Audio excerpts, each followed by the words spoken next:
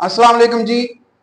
जिस तरह से कल एक खबर आई कि लाहौर में सेशन कोर्ट के एक गार्ड ने एक वकील साहब के खिलाफ एफआईआर दर्ज रजिस्टर्ड करवा दी है, तो उस एफआईआर को पढ़ के उसके कंटेंट्स से जो फील होना था वो तो एक अलहदा बात है। एक जो कॉन्सेप्ट है, जिस तरह से वकला को प्रेशराइज करने की कोशिश की जा रही है, जिस तरह से वकला की डिग्निटी को नाकाबिले तलाफी नुकसान पहुंचाने की कोशिश की जा रही है, और ये भोंडी कोशिश है।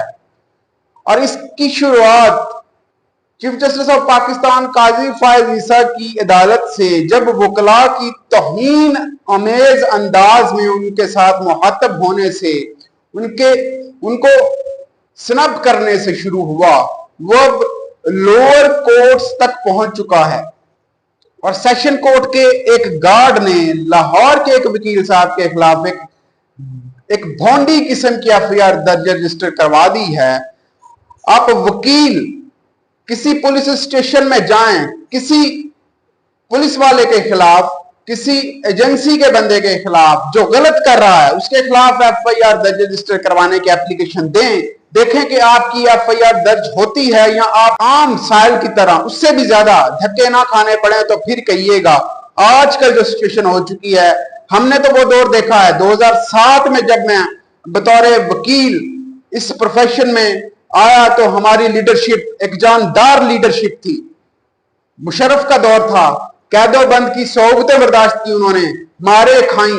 और मेरे सामने अभी भी डिस्ट्रिक्ट कोर्ट सियालकोट के कचहरी चौक का वो मंजर सामने आता है कि जब पूरे के पूरे चौक को कॉर्डन किया हुआ था पुलिस ने, दूसरे जिलों की पुलिस मंगवाकर हमारी बार के जो चारों तरफ से दरवाजे उनको बंद कर दिया गया, और फिर जिस तरह से पथराव किया गया वकीलों पर, वो सारे के सारे मेरे आंखों के सामने हैं। और तब के हमारे प्रेसिडेंट थे इकबाल हरड़ साहब, उन्होंने जिस जमा मर्दी के साथ, जिस जाग फिशानी के साथ मुकाबला किया था उस वक्त के एक डिक्टेटर का और उस वक्त के अदलिया के डिक्टेटर का। तब अदलिया में भी उसी डिक्टेटर के टाउट बैठे हुए थे, और उन्होंने वकला के खिलाफ जो है इसी तरह से उनकी डिग्निटी को गजन पहुंचाने के लिए भोंडी हरकतें शुरू कर दी थी। अब फिर से वही दौर वापस आ गया है और वकला को सबक सिखाने की सो कॉल्ड कोशिश हो रही है। लेकिन मुझे लगता है कि शायद वकला मुतहिद नहीं है, शायद वकला की लीडरशिप में अब वो पावर नहीं है, अब वो उनकी आंखों में वो तेवर नहीं रहे। हमारी रजीम्स जो हैं, हमारे लीडर्स जो हैं, वो शायद ख्वाबे खरगोश के मजे ले रहे हैं। उन्हें लग रहा है कि ये जो कुछ हो रहा है ये एक नॉर्मल सिचुएशन है। नहीं, ये नॉर्मल सिचुएशन नहीं है। ये अपनी आंखों से पट्टी उतारें और इस चीज को, इस सिचुएशन की जो गंभीर होने की, इसकी जो अहमियत है उसको समझें कि किस तरह से वकला को साइड लाइन करने की कोशिश की जा रही है।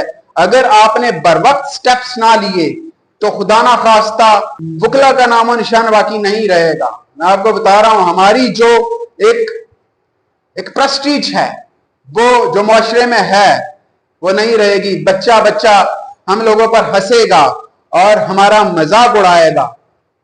अगर हम अदालतों का बाइकाट करते हैं, अगर हम अदालतों की तालाबंदी करते हैं, तो अदालतें कहती हैं जी कि हम फैसले देते जाएंगे, तो दें फैसले। हम कब कह रहे हैं, हम आपको फैसला देने से नहीं रोक सकते, लेकिन हमारी रजीम को तो ये सोचना है कि वो फैसले अगर दे देंगे तो क्या। हमें तो ये सिखाया गया था कि भाई जब आप कचहरी में जाएंगे 10 साल आप कमाई को भूल जाएं, 10 साल आपको अपने घर से पैसे लाकर अपने घर से रोटियां तोड़नी पड़ेंगी। और हमने ताने सुने अपने दोस्तों के, रिलेटिव्स के कि क्या वकील बन गए और इसमें तो कमाई ही नहीं है। वो 10 साल जो है शुरू के, अब हमारे जो नौजवान नस्ल आई है उसको हम क्या तासर दे रहे हैं, वो तो डिस्करेज हो जाएंगे। जिस तरह से लोगों ने 2007 की मूवमेंट के बाद वकला ने इस फील्ड में जो नए स्टूडेंट्स आते थे उनसे कोई पूछता था कि आप क्या चाहते हो, तो वो कहते थे कि हम वकील बनना चाहते हैं। लेकिन जिस तरह के हालात पैदा किए जा रहे हैं,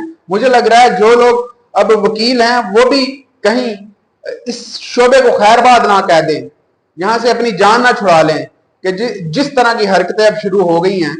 तो अगर अदालतें जो है वो फैसले देती हैं देती जाएं, लेकिन हमें अपना एहतजाज तो बरकरार रखना है। ये क्या आपकी आर्गुमेंट है कि अगर हम स्ट्राइक करेंगे, अगर हम तालाबंदी करेंगे तो अदालतें फैसले देती जाएंगी? तो इसका मतलब उनकी सब बातें फिर आप मान लें, आप मान के बैठ जाएं। फिर ये काली टाई जो है या काला कोट हम जो पहनते हैं उसकी कोई वक़्त नहीं है। वो तभी बेहतर था जब हमारी रजीम स्ट्रांग थी, जब हमारे पास पावरफुल लीडर्स थे। लेकिन अगर आज की तारीख में हम इसको रोक नहीं सकते तो फिर अल्लाह ही हाफिज़ है। अल्लाह हाफिज़।